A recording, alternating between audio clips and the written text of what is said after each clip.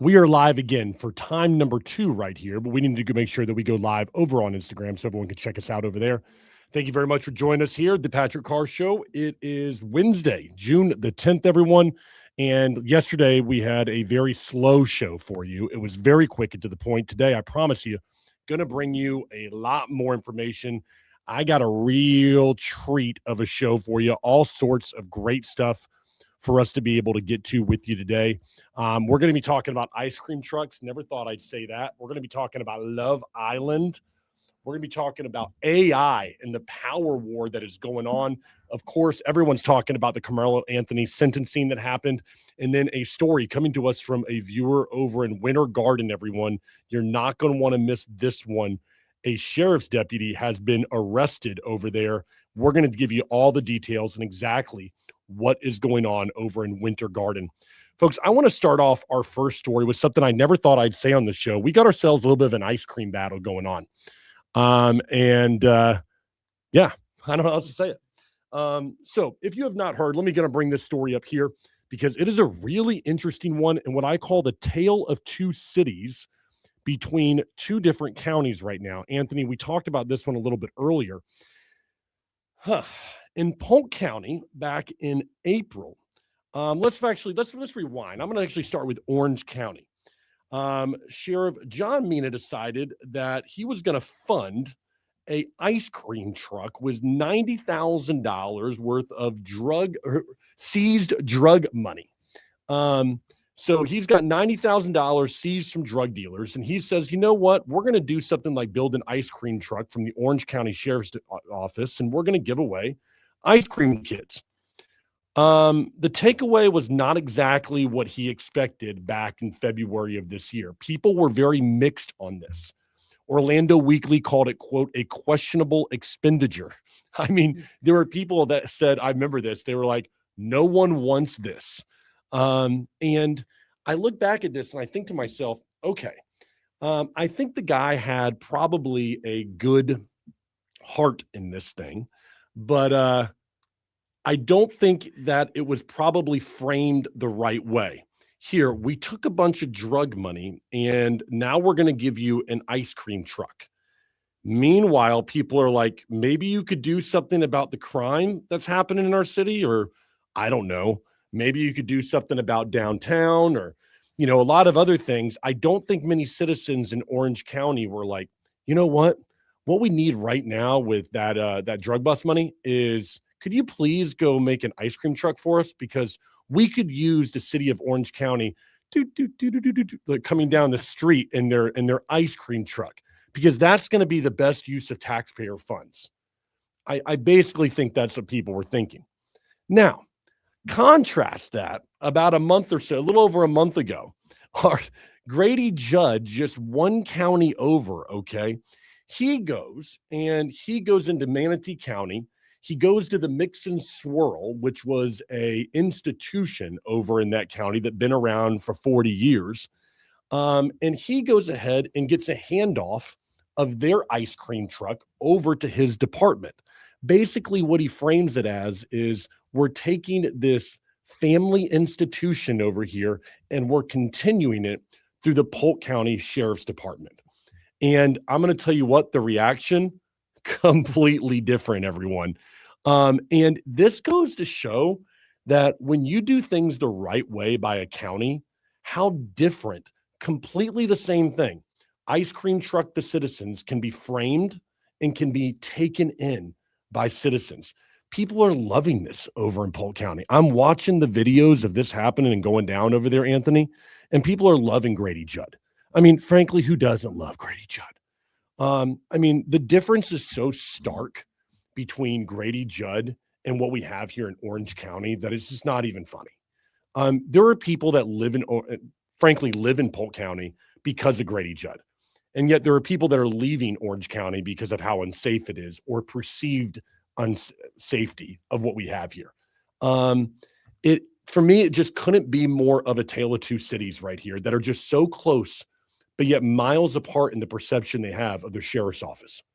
And I think mind-numbing to me right now, that we could have the exact same thing happen in two separate counties and two so very different reactions from citizens right there.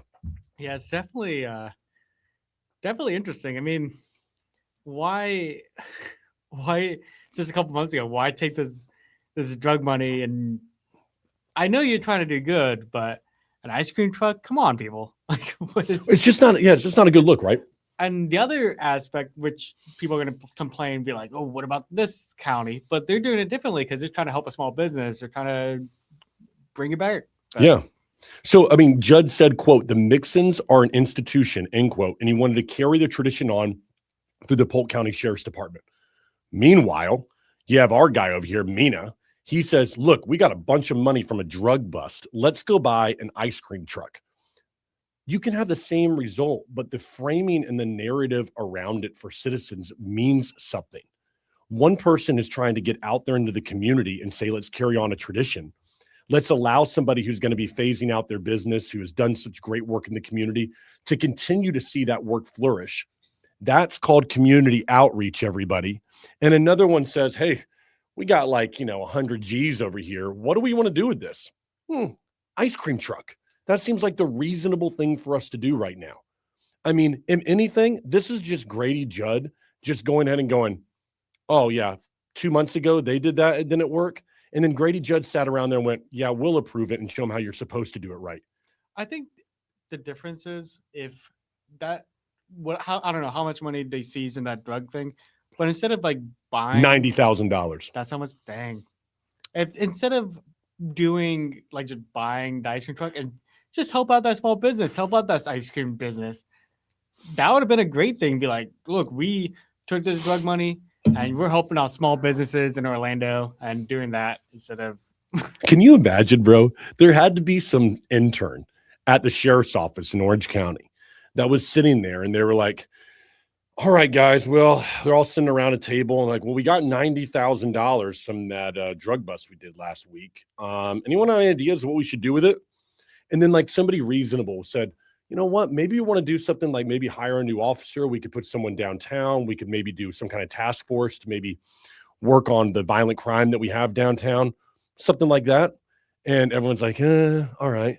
Then intern raises his hand. He's like, I got an idea. What if we did an ice cream truck? And everyone was like seals. Ice cream truck is good. Ice cream truck. Yay, ice cream truck. What?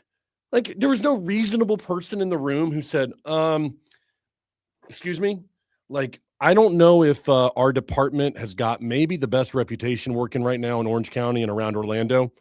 I think there might be a wiser use of these funds than an ice cream truck.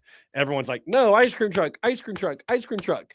Like, what are we doing around here?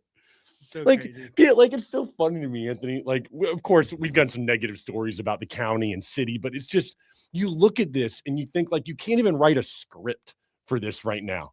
Can you imagine like the Netflix show? This is something like straight out of Bad Boys 2. All right. They make like a big seizure and then like they had the final scene or something. And instead of like showing the department, I don't know, using the money, you've got Will Smith behind an ice cream truck that says, supported by Miami PD. But instead, in this one says supported by Orange County. It's like, what are we doing? Honestly, if you know what, they already bought it. I wonder if they have some cool, like, I don't know, drug flavors. It's like, we got the narco flavored ice cream. We got the Breaking Bad blue ice. I don't know. They got to do something fun with it. They got to do something with it, right?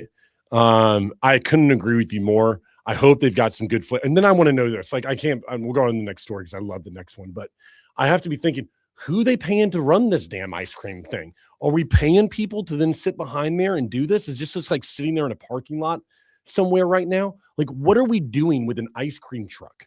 I almost feel like they just bought it from themselves. They have it just outside the police station. They don't even do anything. That's just bad. I'm not going to all the jokes that we could do on that one, but you have to admit, folks, this is like ice cream truck. Yeah, do that one. Come on, people. We need adults in the room, everybody. I mean, there's a way to do it. Grady Judd showed you how to do it. That's community outreach. This is just like an intern who got too much of a voice, and somebody should have been like, No, let's be an adult in the room right now. Speaking of being an adult in the room, I'm going to tell you who is not an adult in the room when this show comes on. Yours truly. Love Island, everybody. If you have not been watching this show, well, you must be the only one in America who is not tuning into this obsession that people are having across the country. Folks, it is Peacock's first show ever to hit #1 on the Nielsen weekly streaming charts. I want you to listen to this, okay? Season 7 of this thing last year, it got 18.4 billion minutes of views. Okay, over 300 million hours people are tuning into this thing. And that was last year. Currently, right now, I mean, this thing is going to blow stuff out of the water right now. Now, I wanted to dive into this thing, which is just absolutely a social phenomenon, and help you to understand it and why it is happening this way. It's a format like we've never seen before. You got singles who are quote unquote islanders, isolated on some Fiji villa. And they got to couple up to survive, Anthony. And then you got bombshells arriving to blow up the couples. At recouplings, anyone left single gets dumped. The public votes via an app who stays. So popularity actually matters, not just what happens on the show. So it's not just like a winning romance that wins. Winning couples get $100,000. And there's a final twist at the end, which I think is basically, do you keep the person or do you say screw them and you get the $100,000 and you figure out like, were they really in it for love or were they in this thing for money? I want to talk about a couple of things that shocked me when I did research on this show. Number one, it's almost real time that this stuff is being delivered 5 days a week. So it's filmed in Fiji. It has a 1 to 2 day delay. It's all Anthony. It's edited overnight. And the drama that you see when you watch Peacock is actually real. So these guys are filming and then they're editing and then they're delivering it in almost real time. We know how tough it is to make a turnaround. These guys are doing an incredible job over on this island to make it really like this just happened 24 hours ago type of deal. It's as close to a live event as what you're going to get. The audience gets a chance to actually control the outcome. So it's not just passive TV, but you're getting a chance after the show ends to get 2.5 hours to put your vote in. And then you've got this kind of genre blend that we were able to, I was like thinking about like Big Brother back in the day, kind of meets The Bachelor. That's the best kind of, that I was able to come up with when you think about traditional television right there. I saw that all over Orlando right now, there are these watch parties for Love Island. And I was thinking, okay, it's probably going down like on a Sunday night and the girls get together. This is bigger than the Super Bowl for some bars because it's not just one night. I want to make sure I get this thing. The episodes drop at 9:00 Eastern, 1 hour event, 5 episodes a week, Sunday, Monday, Tuesday, Thursday, and Friday. Wednesdays are dark for editing. On Saturday, they get an after sun recap. So basically you're looking at 6 days a week. You could have something in your establishment for mostly women to come drink and do a watch party for Love Island. I think this is awesome in every way. I love it. I mean, from a media company standpoint, Anthony, these guys are built drama and then they're bringing you that drama in real time and getting an audience involved. The one thing I thought was very interesting, 30% of the people are watching on a cell phone. So total of 30%. They're not watching on TV. They're not simulcasting. 30% are watching on a cell phone each time. So that means they're at 9:00, they're sitting in bed, something like that, because it's on almost on a nightly. You feel like you get attached to the show like a soap opera would be. And you're sitting there and you're engaging with it through your cell phone right there. 1.7 billion TikTok views on this thing. I won't lie. I've seen like the last 2 seasons, so like I haven't seen this one, but no, it's definitely one of those where it's just everyone just keeps watching it. And yeah, I even went to one of the watch parties in Orlando over at like Primrose. How was it? It was pretty fun. It was like definitely interesting because it's there's a lot of people there, and it's when something happens or someone kisses someone or something, you hear like all the girls go, "What?"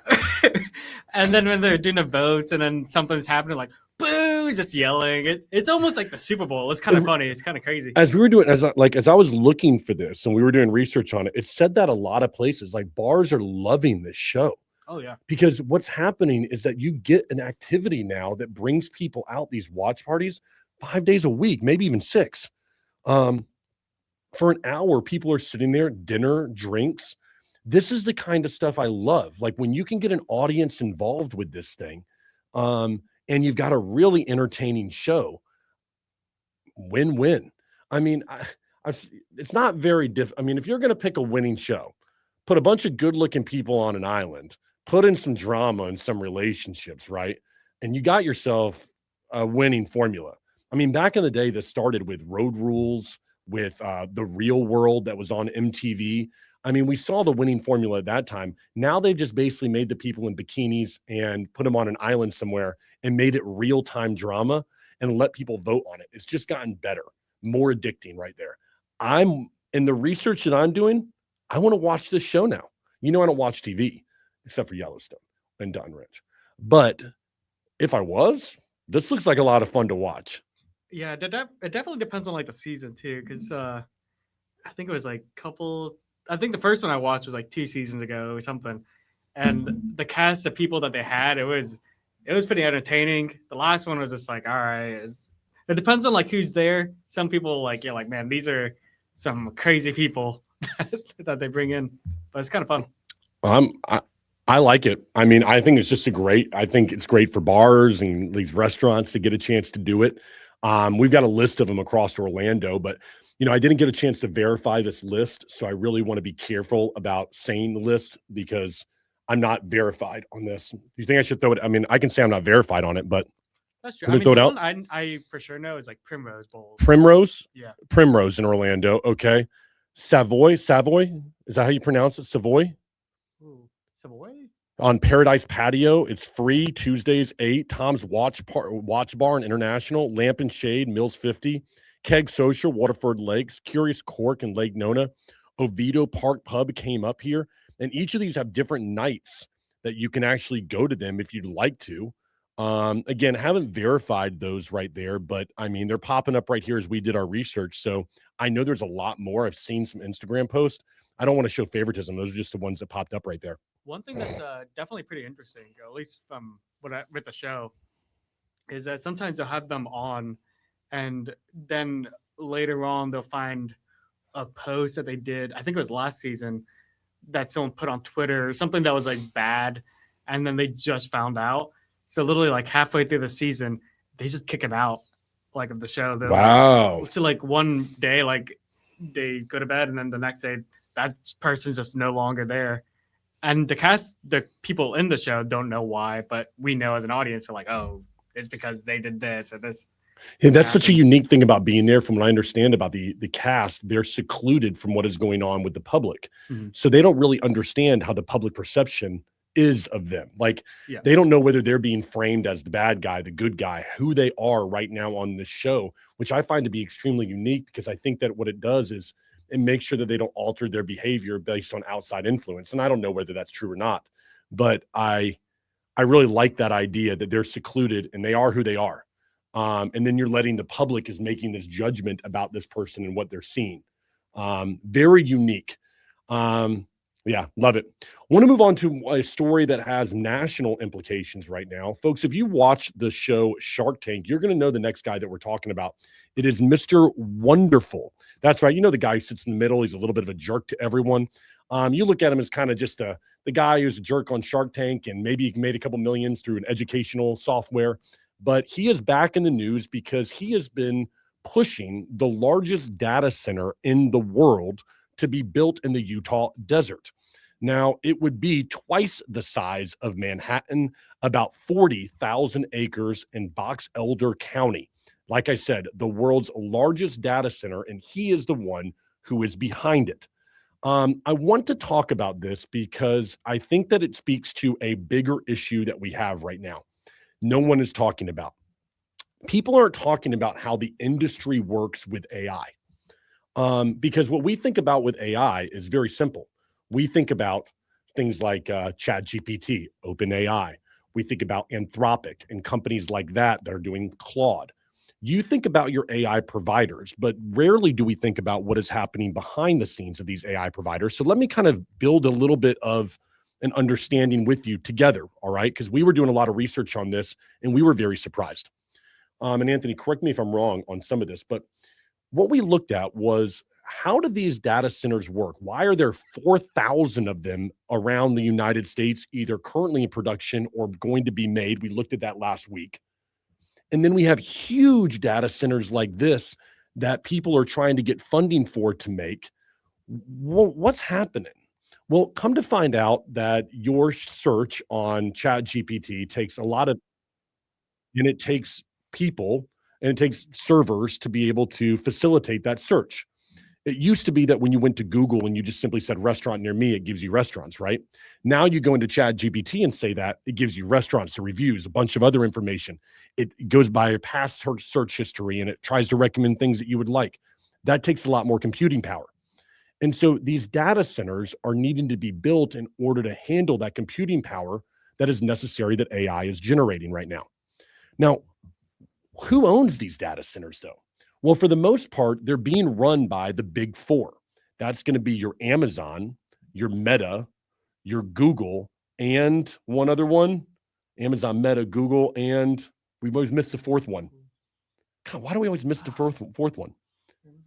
Google, Meta, Amazon, Microsoft. There we go. So they're the ones who own the servers.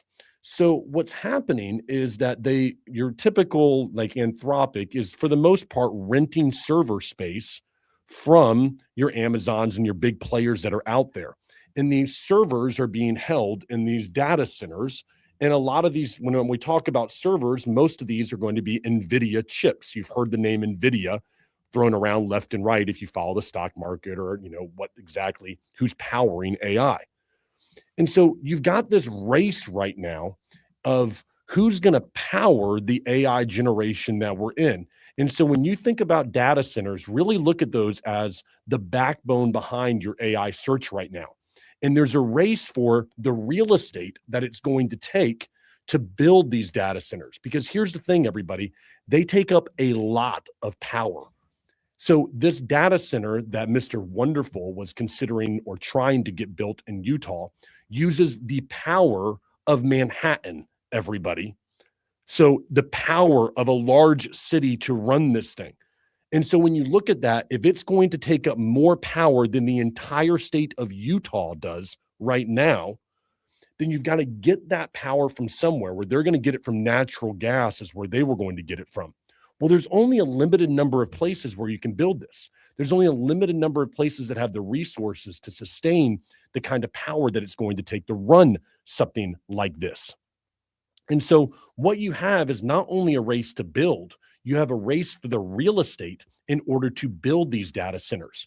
And places like Amazon and Microsoft and Google and Meta are racing to get to these places so that they can build what's necessary and then rent this stuff out to your Anthropics and to others who want to rent this space. So we've got this huge real estate boom going on across the country in various areas that was not happening before to power the AI that's sitting right there at your laptop or computer in front of you right now, or your cell phone. I find this to be extremely interesting right now because we have this tech race going on in front of us, but in some way it's a very different race than what we've seen before.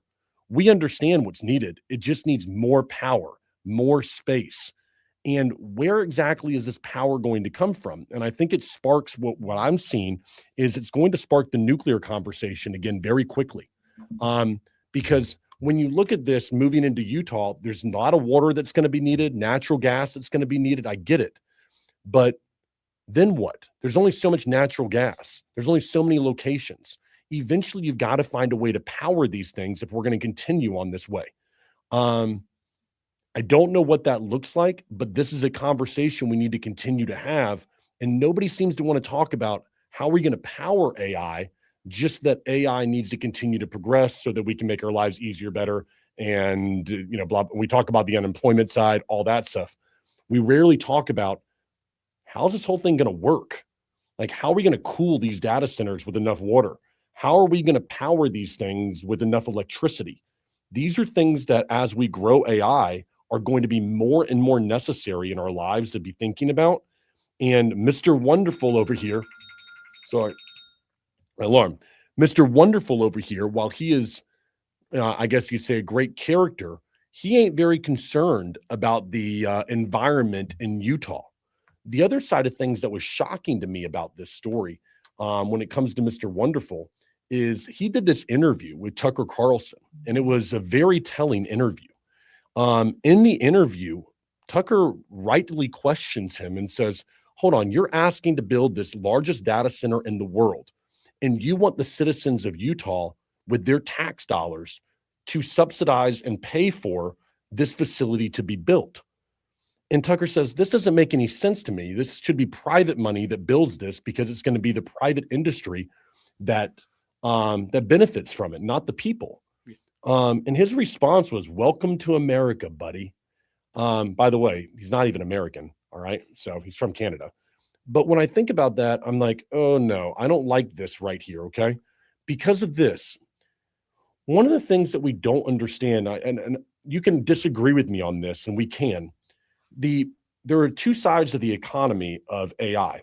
There's one side that says, yes, we are going to go ahead and create more jobs with AI. Another side is saying we're going to create less jobs with AI. There's going to be less need for people to be doing work. And so depending on what side you fall on, that data center is doing either a net good for job creation or a net bad for job creation in the country. Now, you can also argue, is it going to be good for lifestyle, for efficiency, all of that stuff as well. But when I look at this and I think about, okay, Mr. Wonderful over there says, Kevin O'Leary, 2,000 jobs would be created. We're talking about a facility that takes up the electricity of Manhattan more than the state of Utah does. So if you're going to create 2,000 jobs and then Manhattan creates enough jobs for millions of people, is the trade-off worth it? That's the question you want to ask if you're a Utah citizen right now. Because if this facility was to get funded by your tax dollars, 2,000 jobs get created, that's it? Does it put that many more jobs out of work? Does it create more jobs by the data that's being able to be had by that place? And that means there's more jobs and more AI that's able to happen faster, whatever. I don't know. And is it worth it to the state of Utah to have that data center there for the country, for the wilderness, for our ecosystem, for all these things that citizens of Utah are probably thinking about right now? Mm-hmm. These are all things that I'm sure are crossing their mind. So a very interesting story that, for me, the AI race is as much about real estate as it is about advancements in technology, speed, and efficiency on the AI front. We're seeing that right here with Mr. Wonderful. Yeah. And I definitely found it interesting too, because we were looking it up and I thought most of the data centers were like, oh, it's specifically only Anthropic or Meta, whatever it is, but it's actually just rented spaces or rented servers from, so you can have a data center that actually has like 4 or 5 different AI companies within it. Definitely pretty interesting to me. Which I'm work calls, but I'm going to make sure we continue here. Yeah. But yeah, it's definitely interesting. I definitely think there has to be something like a federal thing to figure out all these data centers and what they're doing, and maybe have some sort of regulations for a lot of these like data centers is just opening up, where it just seems like a lot of it is like state level, but I feel like there should be a federal thing where it's like you can't have this amount of pollution, this amount of like things going on, or there has to be something for, feels like little too. I've got a theory about this.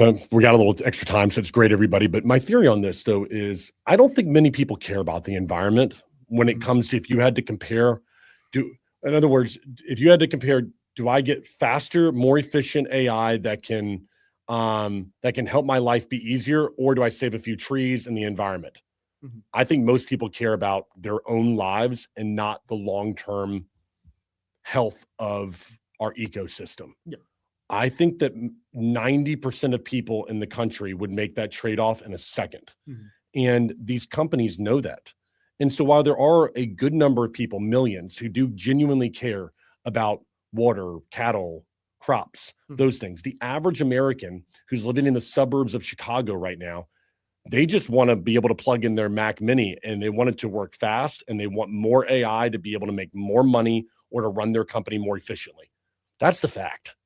And these guys like Kevin O'Leary and others who are investors know that about America, and they're capitalizing on that right now. And they're saying, listen, it's really nice that a few of you are upset about this and that you don't want us to build here, or you're worried about how we're going to, what's going to happen to the environment.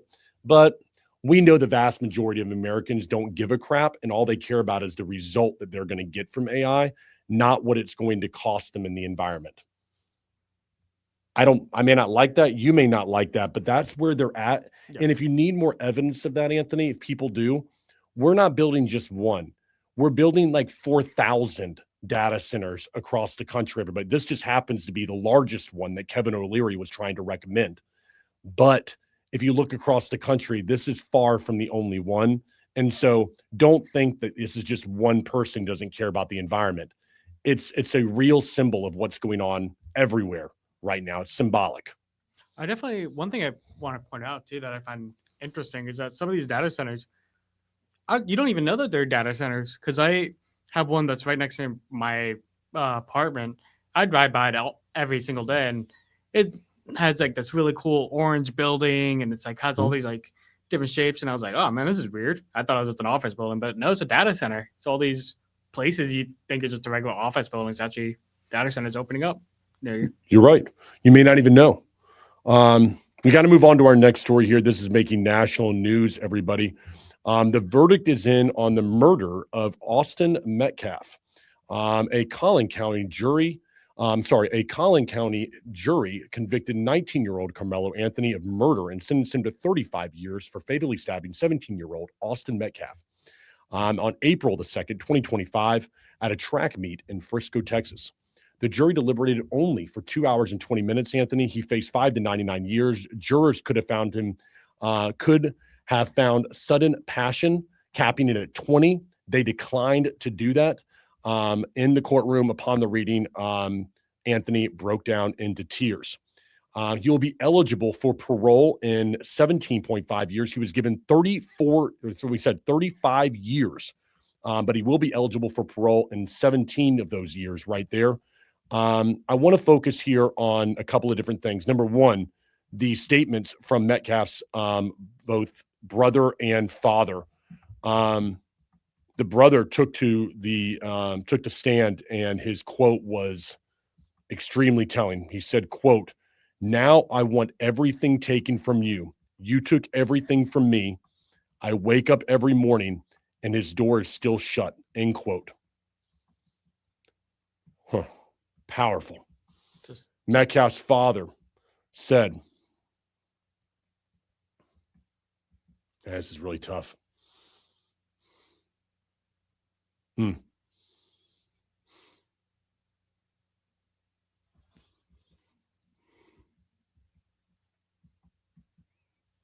That's not the quote. I'm going to stick with just what the brother said. The father's quote was poignant. Let's say that. But I look at this family that so much has been taken away from them senselessly, everybody.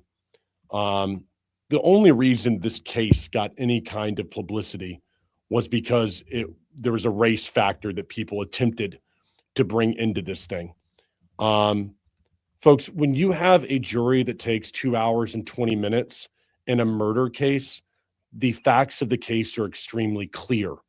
That has nothing to do with race. There are people in all races who do bad things. And when they do, they should pay a penalty and a price. That is all that we have here, is somebody did something very bad. And unless you are looking at this through a biased lens, you understand that. I believe that there should have been more time that was given to this man for what he did. You can disagree with me, but somebody who takes out a knife and stabs somebody in the chest, yes, that is murder. You may disagree with me about the circumstances surrounding this. But I think that when we can all agree, when a jury of their peers spends such a small amount of time with the facts, that it is so clear what happened, that they return a verdict in a little over 2 hours, there is no dispute here. One little thing, a caveat I want to mention here is that the defense did not take the racial position here. So while on the outside of the courtroom, that was what people were talking about, the defense themselves did not take that position. This was a clear case. Justice was served for this young man. And I believe that the people that we should be talking about are the family that is left behind with a huge hole, and a lesson that we should have for society right now, which is in situations like this, don't have a knife at a school function. Let's make sure we have common sense here from everybody. Let's make sure cooler heads prevail. All right. Let's make sure kids know there are certainly consequences when you make stupid decisions like this. It's a terrible, terrible situation that was completely avoidable. And we don't want to lose track of looking at race baiting crap. And we lose track of who this person was, that somebody lost their life. That doesn't come back. That hole for that family doesn't end. And so I hope that as everyone looks at the facts here, that they go, okay, you know what? I know when you look at it on the surface, when you looked at the first, when it first came out, everyone was like, oh man, this is another case. Here we go, national publicity. But the reason that the hype of this case died down is because clearly when you looked at the facts, you had a case here for murder, and that's exactly what the jury came back with. Justice is served here. I think that the jury was extremely liberal here when it came to sentencing. This young man will be out probably around 35 years old, and I hope that he makes better decisions at that time. And this is a terrible lesson to learn, but one that happens when you make such a grave mistake that he did here. Yeah, definitely feel for the parents. That is just heartbreaking, and then just having people taking the side of the murderer, just saying like, oh, it's a race thing, but it's just, if you look at the facts, it was just wrong, and yeah, and it's sad for the parents. It is sad. Sad for the brother, everybody. Mm-hmm. You think your son's coming home one day, and then all of a sudden, boom, he's not. And the real thing is, why do you even have a knife at school? Like, what's? Yeah, there's so many. I don't get it. Story number 5 coming up here. I want to talk about the quote prank that Winter Garden Police Sergeant. Let's see here, the prank that Winter Garden Sergeant was arrested for. All right. This is a interesting story sent to us by a viewer of the show. Now, I want you to picture everybody. We got early morning hours outside of a bowling alley, of all places, in Apopka, and it's a mostly empty lot. A man crouches down next to a woman's car, and he starts doing something. A witness sees this go down and thinks that it's strange enough to actually flag it. An officer actually comes out and searches the vehicle right there. Finds nothing. Case closed, right? Wrong. Days later, a mechanic puts the same car up on a lift and finds a GPS tracking device stuck to it. The tracker planted on the woman's car without her knowing. Now, here's the part that is very unique here, everybody.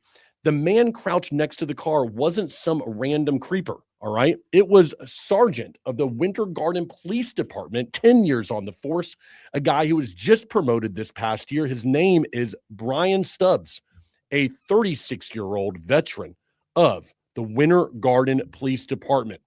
The guy that we trained to spot stalkers was the one who was actually doing the stalking, everyone. And so this right here is an absolutely crazy case that we have.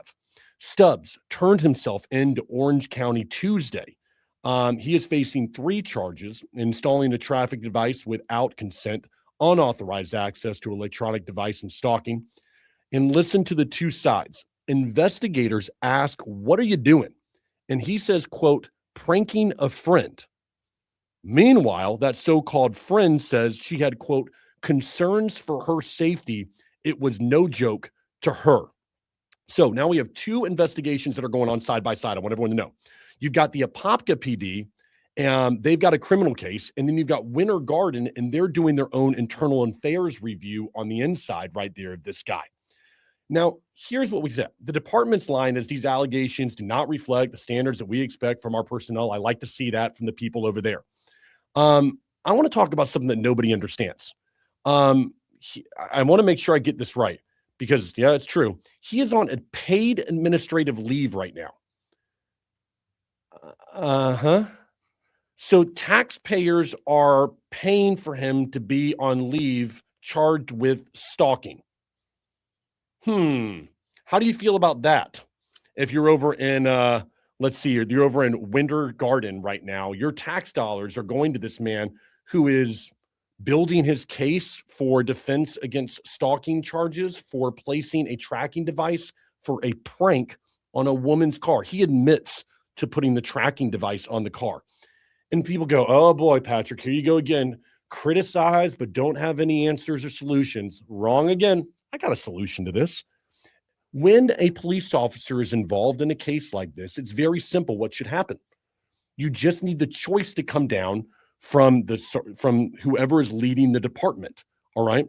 So if you have the sheriff over the county, they should be the one who makes a choice whether that person gets paid or unpaid administrative leave. There should be a person who is responsible for making that decision, not some department policy. Because then you can look at that sheriff, or you can say, you're the one who is making the choice to pay this person based on what you can see, not based on what internal affairs says, but you need to look at the case with your eyes and make a choice for yourself.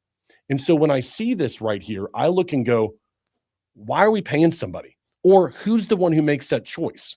And I hate it when we default to, it's just that's policy. You know, that's what happens. Because someone should be responsible for deciding that taxpayer dollars are going to go to this individual getting paid while he waits on stalker charges and an internal affairs review. To me, that doesn't make sense, and it comes down to responsibility at the government level. I'm not saying there's any corruption there. I'm glad that they've said this does not reflect our behavior. But what we should do is we need to look at this as citizens and go, who made that choice? And then that person should be held responsible for paying them for the time that they're sitting there waiting on stalker charges. This is a terrible case. The guy isn't even denying that he put it there.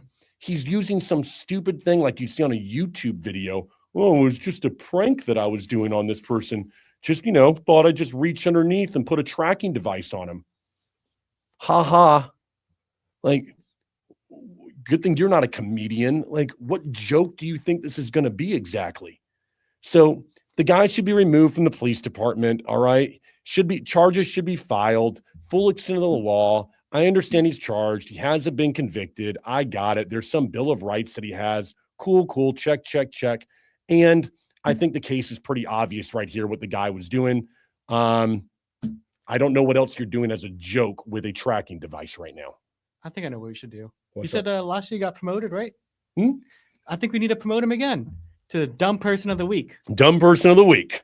That's right. That's what we put out, Dumb Person of the Week. This guy is definitely in the running for Dumb Person of the Week. What are you doing, bro? This is just terrible. Listen, you can't just go sticking tracking devices under people's cars, okay?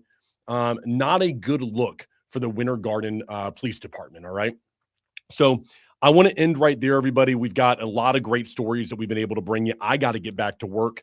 I appreciate everybody joining us here on the Patrick Carr Show. Of course, send us a DM message over on Instagram, wherever you find us. Comment on this stuff. We love bringing it to you. We make no money for doing it, but me and Anthony enjoy bringing it to you every day. So thanks a lot for joining us. We'll see you tomorrow on Thursday here on the Patrick Carr Show. Have a great rest of your Wednesday, everybody. I'm going to move this and I'm going to turn it off. People think like, oh man, we edit this thing. No, we don't edit it. Live.